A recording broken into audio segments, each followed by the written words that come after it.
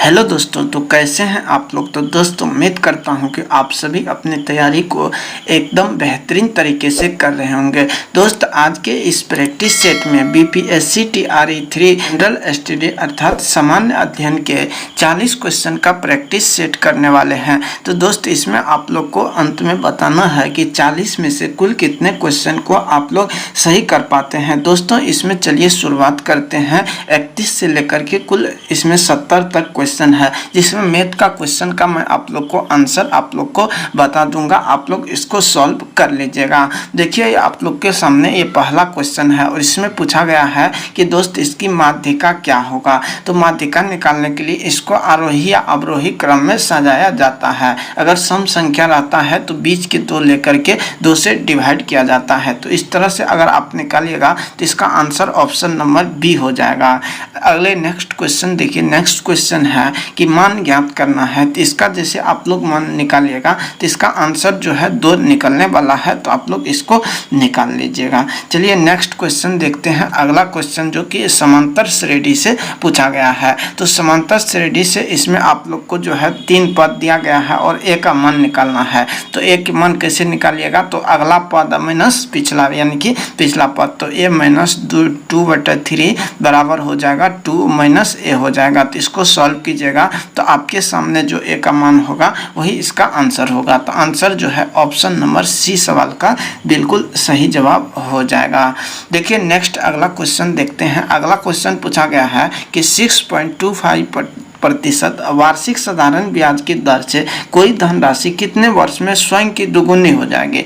तो आप लोग भी जानते होंगे कि 6 यानी कि आप लोग साधारण ब्याज पूछा है और दुगुनी हो जाते हैं, यानी कि कहने का मतलब 100% आप लोग को ब्याज मिलता है। तो 6.525 से इसको डिवाइड कर दीजिए तो जो आंसर होगा वही होगा। तो 6.25 से डिवाइड करने पर इसका जो सही जवाब हो जाएगा वो हो जाएगा 16। तो ऑप्शन नंबर बी जो है सवाल का बिल्कुल सही जवाब हो जाएगा। ये देखिए 35 नंबर क्वेश्चन जो कि बिल्कुल आसान क्वेश्चन है। भाज्य बराबर आप लोग को दिया है, शेषफल बराबर 13 है, भाजक भागफल का जो है 1/3 के बराबर है। तो इसमें आप लोग को भाजक पूछा है। तो आप लोग फॉर्मूला जानते होंगे कि भाज्य बराबर भाजक गुना भागफल जो शेषफल होता है। तो इस पे आप लोग इसको निकाल लीजिएगा। तो इसका सही जवाब ऑप्शन नंबर ए हो जाएगा। आप लोग बनाना है। देखिए नेक्स्ट अगला क्वेश्चन है कि 36 नंबर क्वेश्चन देखिए कि 2 पर पावर है x + 4 - 2 पर पावर x + 2 बराबर 3 करना है और इसमें x का मान निकालना है। तो इसमें आप लोग 2 तरीके से बना सकते हैं। या पहला तरीका तो आप लोग इसका मान निकाल लीजिएगा, दूसरा ऑप्शन से भी आप लोग निकाल सकते हैं। तो इसका सही जवाब ऑप्शन नंबर बी हो जाएगा। जैसे ही x बराबर -2 दीजिएगा तो दोनों समीकरण जो है इक्वल हो जाएगा।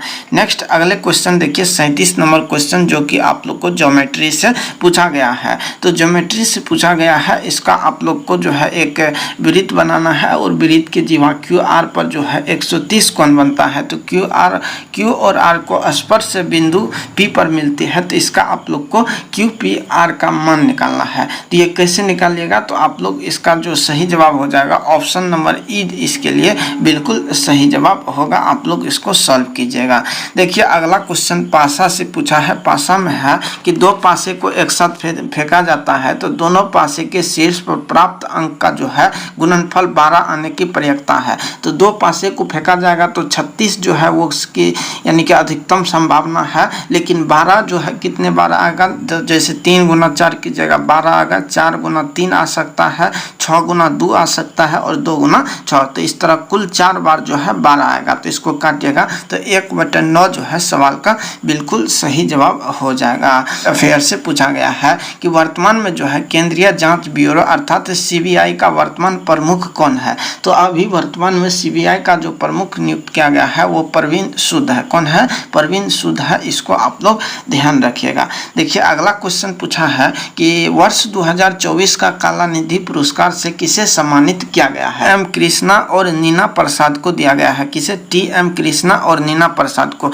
इसीलिए इसका आंसर जो है ऑप्शन नंबर डी हो जाएगा, उपर्युक्त में से एक से अधिक। चलिए नेक्स्ट क्वेश्चन को देखते हैं। नेक्स्ट क्वेश्चन है कि महिला प्रीमियर लीग 2024 का खिताब किस टीम ने जीता है? तो महिला प्रीमियर लीग 2024 का खिताब किसने जीता है? आरसीबी ने जीता है। तो हमारा आंसर क्या हो जाएगा? उपर्युक्त में से कोई नहीं। क्या हो जाएगा? उपर्युक्त में से कोई नहीं इसका सही जवाब हो जाएगा। लेकिन किस टीम को हराया है? तो दिल्ली कैपिटल्स को हरा करके आरसीबी ने जीत लिया है। चलिए नेक्स्ट अगला क्वेश्चन देखते हैं कि कितने भारतीयों ने ग्रैमी अवार्ड 2024 पुरस्कार जीते हैं? तो कितने भारतीयों को ग्रैमी अवार्ड दिया गया है? तो 2024 में जो है ये 5 भारतीय जिसे ग्रैमी अवार्ड दिया गया है। आप लोग इसको याद रखेंगे। देखिए नेक्स्ट अगले क्वेश्चन की बात करेंगे तो अगला क्वेश्चन है कि साइमन हैरिस अप्रैल 2024 में किस देश के जो है प्रधानमंत्री बने हैं? तो साइमन हैरिस जो है किस देश के प्रधानमंत्री बने हैं? तो ये जो है आयरलैंड के बने हैं। कहाँ के? आयरलैंड के बने हैं। ऑप्शन नंबर बी सवाल का बिल्कुल सही जवाब हो जाएगा। नेक्स्ट अगला क्वेश्चन है कि अप्रैल 2024 में विश्व स्वास्थ्य संगठन जिसका मुख्यालय कहाँ है? जेनेवा में है। तो जो द्वारा जारी विश्व हेपेटाइटिस रिपोर्ट के अनुसार वायरल हेपेटाइटिस के मामले में भारत कौन सा स्थान है? तो वायरल हेपेटाइटिस के मामले में जो भारत का रैंक है वो कौन सा स्थान है? तो वो है दूसरा स्थान। कौन है? दूसरा स्थान है। आप लोग इसको याद रखेंगे। देखिए इस सूची में पहले स्थान पर कौन देश है? तो पहला स्थान पर चीन है। इसको हम याद रखेंगे। नेक्स्ट अगला क्वेश्चन है कि हाल ही में आतंकवाद विरोध पर भारत कजाकिस्तान संयुक्त राष्ट्र समूह का आयोजन कहाँ किया गया है? तो आतंकवादी विरोध पर जो भारत कजाकिस्तान संयुक्त राष्ट्र समूह का आयोजन जो है ये कहाँ किया गया है? तो ये अस्थाना में किया गया है। कजाकिस्तान की राजधानी कहाँ है? तो अस्थाना। तो यहीं पर जो है इस संयुक्त राष्ट्र समूह का आयोजन किया गया है। नेक्स्ट अगला क्वेश्चन है कि वर्ष 2023 का सर्वश्रेष्ठ एशियाई अंडर-20 पुरुष एथलीट चुने जाने वाले पहले भारतीय कौन बने हैं?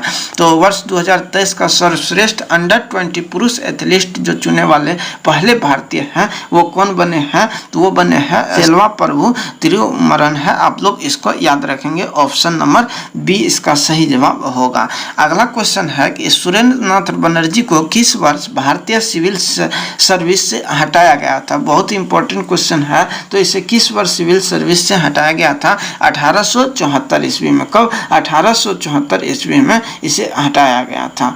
देखिए नेक्स्ट अगला क्वेश्चन है कि प्रार्थना समाज, यंग इंडिया, लोकहित और सत्यशोधक समाज रहनुमाई के लिए निम्न विकल्पों में से सही संयोजन का आप लोग को इसमें पहचान करना है।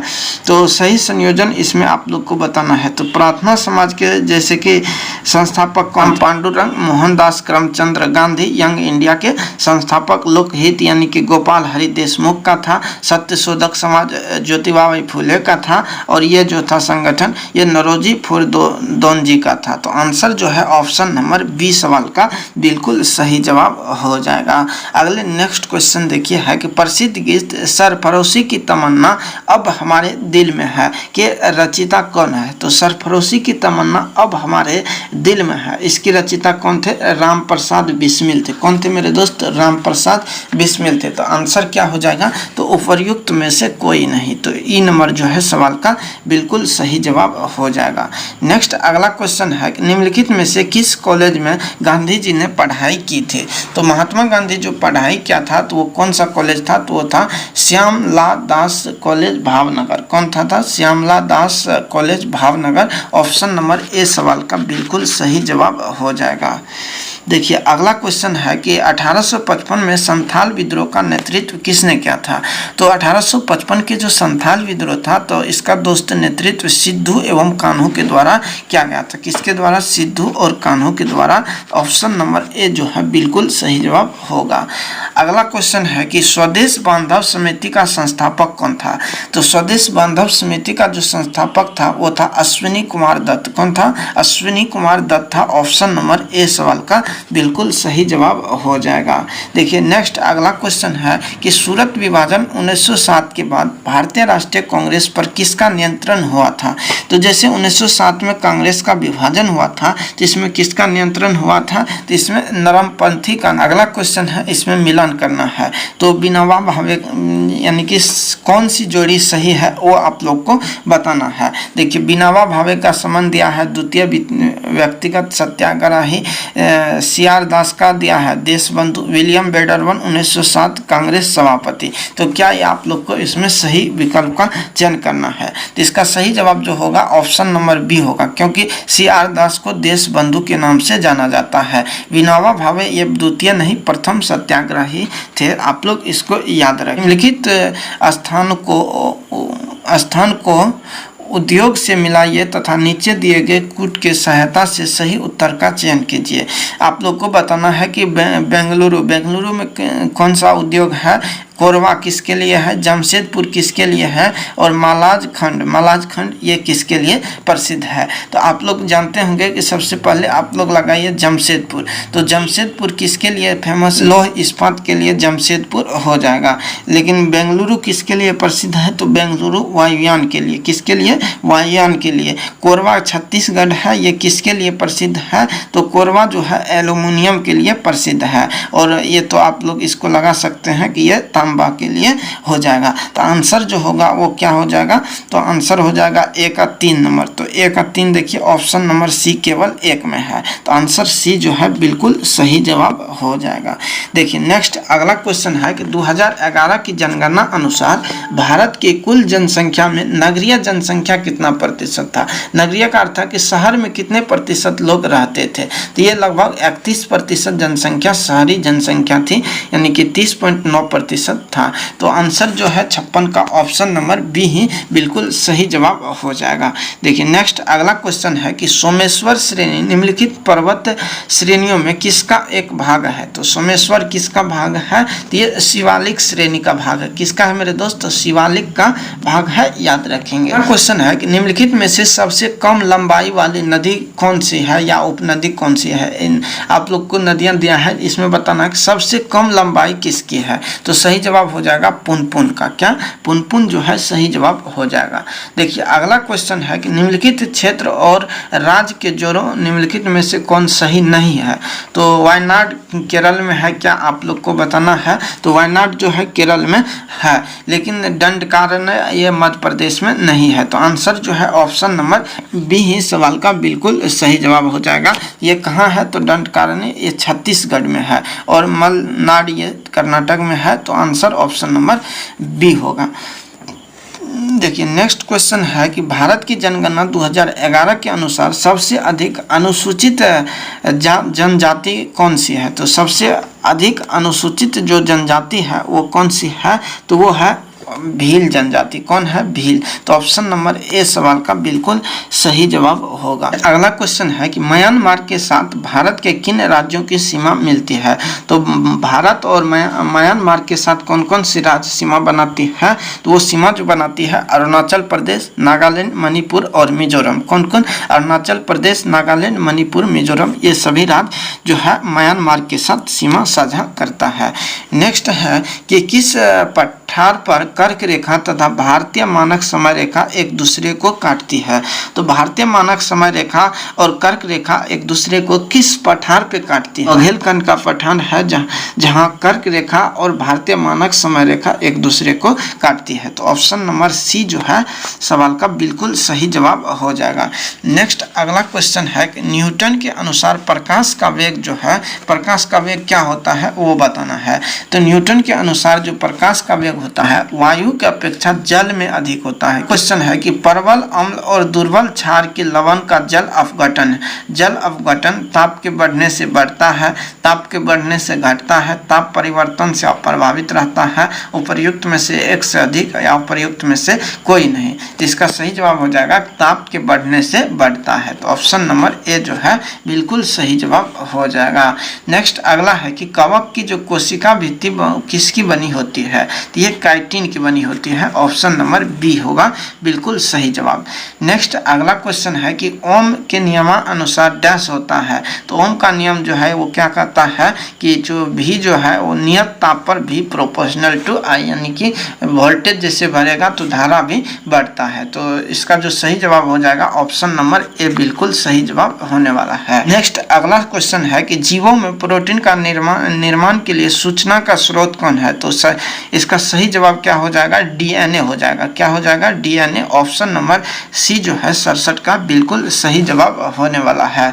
नेक्स्ट अगला क्वेश्चन, कौन सा एंजाइम स्टार्च को सरल शर्करा में विखंडित करता है। तो स्टार्च को जो सरल शर्करा में विखंडित करता है इमाइलेज करता है।